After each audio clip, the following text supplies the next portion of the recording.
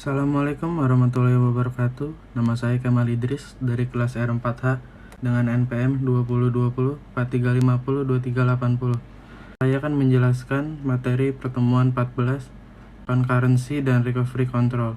Pengertian Concurrency Control.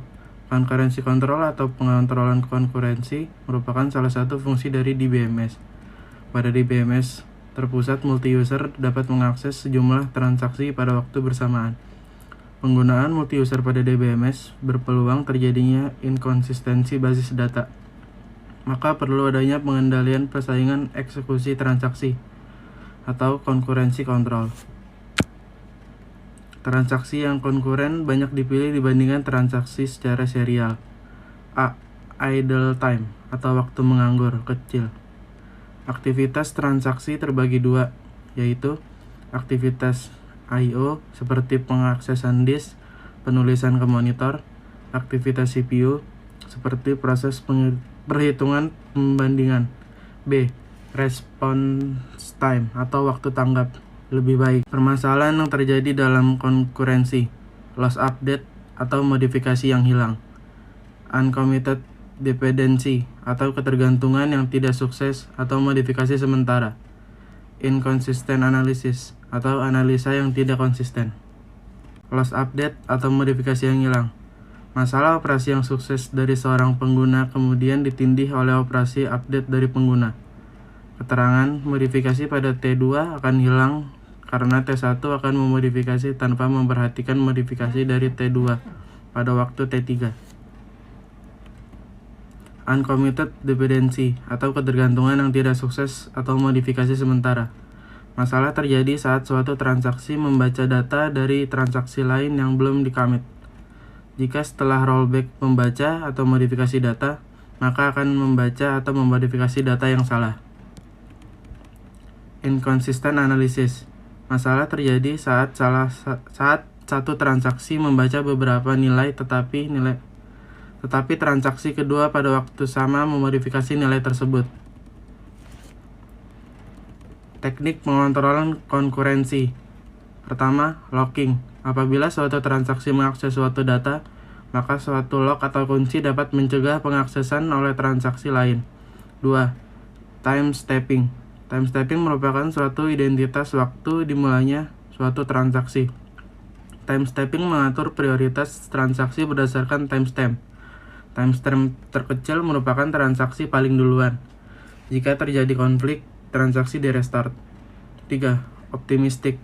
Berasumsi bahwa konflik jarang terjadi hingga proses tetap berjalan dan pengecekan dilakukan pada saat transaksi sudah di-commit. Jika ada konflik, transaksi di restart. Metode locking.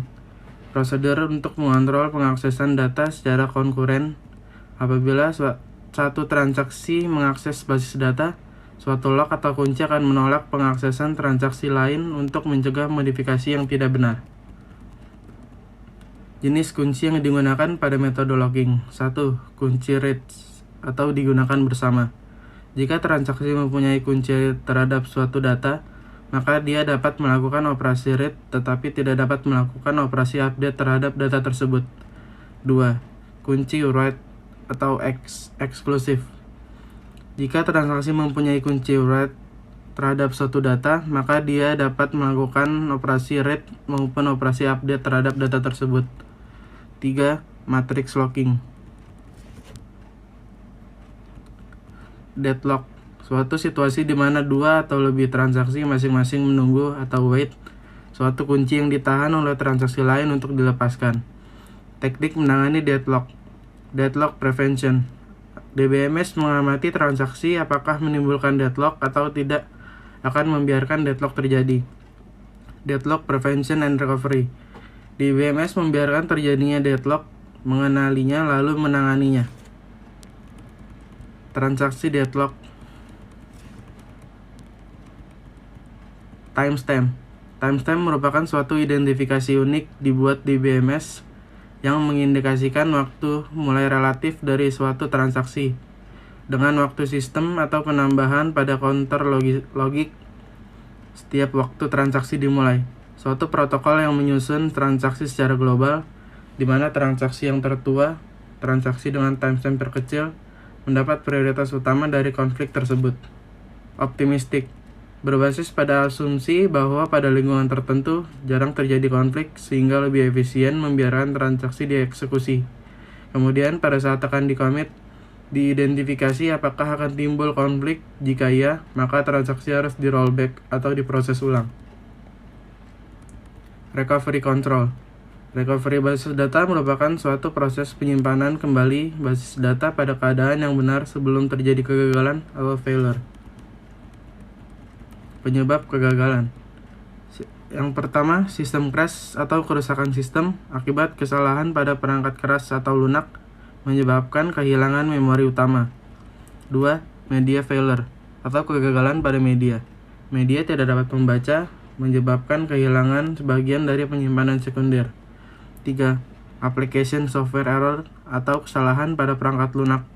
Kesalahan logika yang mengakses basis data menyebabkan satu atau lebih transaksi mengalami kegagalan. 4. Natural physical disaster atau bencana fisik yang natural. Kebakaran, air bah, gempa.